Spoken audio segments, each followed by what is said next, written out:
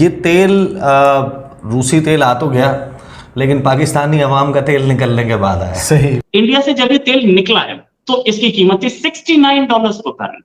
तो मतलब इंडिया ने इसमें $17 कमाए हैं। एक दफा एक्सपोर्ट होकर रशिया से इंडिया आ गया, इंडिया इंडिया से ने उसको साफ वैल्यू सुथरा एडिशन हुआ। की, हाँ। रिफाइन किया, उसके बाद उन्होंने इसको री एक्सपोर्ट कर दिया to Europe and other destinations and they make जहां मनी। डायरेक्ट। अब मैं आपको एक और बात बताऊं, मोदी क्या करने जा रहे हैं। इस वक्त दुनिया की जो सबसे वैल्यूड और जिस पे लड़ाई हो रही है चाइना और अमेरिका की, वो माइक्रोचिप है। वो जो वॉशिंग मशीन से लेके आपके सुपरसोनिक जहाज तक में लगती है, और ताइवान 90% वो बनाता है, उसमें भी वो जा रहा है। हम निकम्मे हैं, हम इनकॉम्पिटेंट हैं, हम डोसाइल बन गए, हमने अपनी इंडस्ट्री को ख़त्म कर दिया। हाँ, जो हमारे दोस्त मुल्क हैं उनसे बिहाइंड द सीन बात की जाती है। ये मीडिया, आपने ये सोशल मीडिया पे काफ़ी वायरल भी हो रहा है कि पाकिस्तान इनडायरेक्टली ले रहा है इंडिया से ऑयल। कैसे? आपको पता होगा कि रशिया पर काफ़ी पाबंदियां हैं, तो रशियन ऑयल भारत में आकर बन जाता है सारी देशों के लिए, यूरोप हो, पाकिस्तान हो, यूएई हो, हर किसी के लिए वो लीगल बन जाता है, लीगल ऑयल। वीडियो के लास्ट में बताऊंगा कैसे, पहले ये पूरा रिएक्शन देखते हैं और प्लीज़ चैनल को सब्सक्राइब करेगा। मैं मिलता हूँ। ये कहानी है पाकिस्तान के तेल की। पाकिस्तान के पास तेल पहुंचा, लेकिन पाकिस्तानी आवाम यानी कि जनता का तेल निकलने के बाद पहुंचा। रशियन ऑयल जो कि सस्ता था वो पहुंचा है पाकिस्तान के कराची बंदरगाह पे, यानी कि कराची पोर्ट पर, और वहां पर इस समय ऑफलोड हो रहा है। इस समय वो शिप जो लेके आया था वो कराची पोर्ट पे है और ऑफलोड कर रहा है। ये पूरा का पूरा तेल पाकिस्तान की महीने की 2% रिक्वायरमेंट के आसपास है। महीने की 2% रिक्वायरमेंट मींस आधे दिन का तेल बोल सकते हैं, आधे दिन से भी कम का है। ये तेल आया रशिया से। आया कैसे? ये आया वहां रशिया से, घुसा मेडिटेरेनियन सी में, मेडिटेरेनियन सी से सुएज कैनाल क्रॉस करके इंडियन ओशन में आया और सीधे आया इंडिया। पहले इंडिया आया ये तेल, और इंडिया आ करके इसके ये न्यारा एक कंपनी है जिसकी रिफाइनरी है यहाँ पर इंडिया में, गुजरात में, और इस रिफाइनरी में ये रिफाइन हुआ और रिफाइन होकर के ये वापस गया गल्फ, और गल्फ से यानी कि यूएई, और यूएई से फिर ये गया है कराची। इंडिया में जो चल रहा है इस वक्त, इंडिया रशियन ऑयल मंगवाता है, उसकी कुछ जो स्टेट ओन्ड ऑयल कंपनीज़ हैं वो, उसके बाद जामनगर में जो ऑयल रिफाइनरी है जामनगर की, रिलायंस एनर्जी, वो मुकेश अंबानी ओन करते हैं। वो बड़ी तादाद में, बड़ी मकदार में तेल मंगवा रहे हैं। वेदिनार गुजरात की ही पोर्ट है और साथ जामनगर है, टर्मिनल्स बने हुए हैं, यहाँ पर ऑफलोड होता है, रिफाइन होता है और फिर री एक्सपोर्ट होता है। राइट। यानी एक दफ़ा एक्सपोर्ट होकर रशिया से इंडिया आ गया, इंडिया ने उसको वैल्यू एडिशन की, रिफाइन किया, उसके बाद उन्होंने इसको री एक्सपोर्ट कर दिया to Europe and other destinations and they make money. जहां डायरेक्ट रशिया बेचने पर। हाँ, अब ये उससे पैसा बनाते हैं। मसलन फॉर एग्जांपल आपको $50 फी बैरल मिल गया, आपने उसका जो शिपमेंट चार्जेस हैं वो सारे करके आपके पास पहुंच गया एट वट एवर रेट।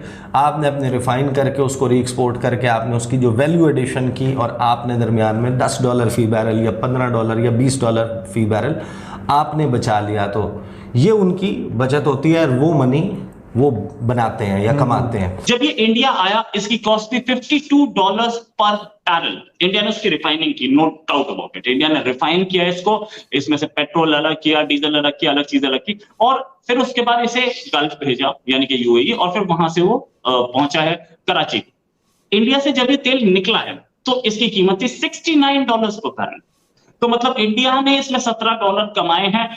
यही तो, इसे तो बोलते हैं मोदी जी का चमत्कार, गुजराती का चमत्कार। गुजराती यहाँ पे भी कमा गया। रिफाइनिंग हमारी थी, हमने काम किया, और यही तो रीजन है कि इंडिया तेल खरीदता है और तेल खरीद के उसकी रिफाइनिंग करता है, रिफाइनिंग करके यूरोप भेजता है। जो यूरोप हमसे बोल रहा था कि रशिया का तेल मत खरीदो, वो अब हमसे खरीद रहा है, वही रशियन ऑयल।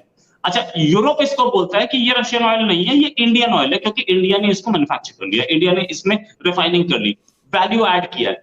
यही चीज अगर पाकिस्तान के हिसाब से बोली जाए तो बिना 370 दोबारा लगे या कश्मीरियों को धोखा देके इन्होंने ये तेल हमसे खरीद दिया, क्योंकि ये तो इंडियन ऑयल है ना। अगर यूरोपियन स्टैंडर्ड से चले तो यूरोपियन स्टैंडर्ड तो ये मानते होंगे ना, तो यूरोप ये मानता है कि ये तेल इंडियन है।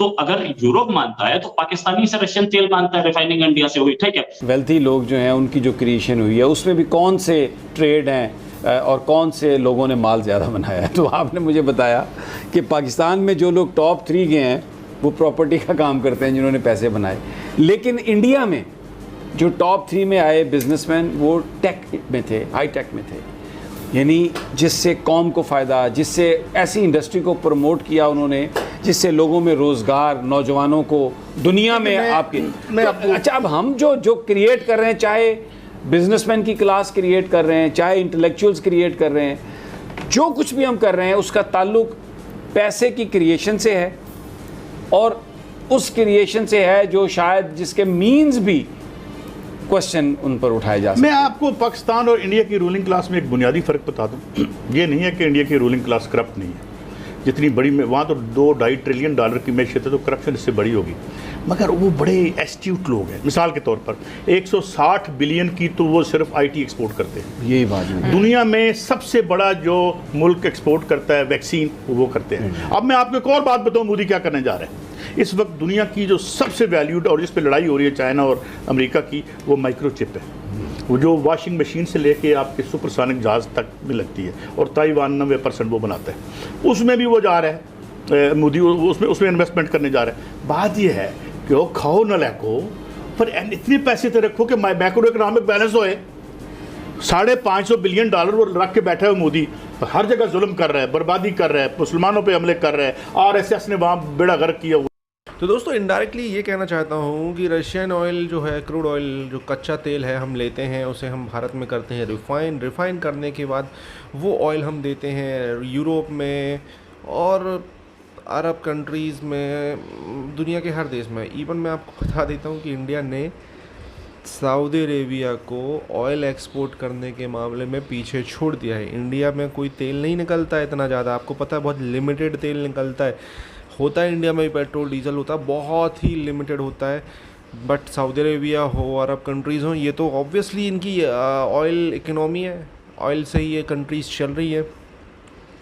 तो भारत ने कैसे पीछे छोड़ा? यूरोप, यूक्रेन और रशिया वॉर की वजह से जो रशियन ऑयल है उस पर अमेरिका ने कई देशों पर लगा दी है पाबंदी, और वो रशिया कहीं नहीं दे सकता है। इवन अमेरिका इंडिया को अट्रैक्ट करने के लिए आप देख सकते हो नेटो कंट्री, ये वो फलाना ठिकाना, बहुत सारी ऐसी चीज़ें कर रहा है, बट इंडिया को पता है कि रशिया से हमारा बहुत बहुत ज़्यादा फ़ायदा है, और इस फ़ायदे के लिए हम ये अमेरिका के जो लालच है उसमें नहीं आ सकते।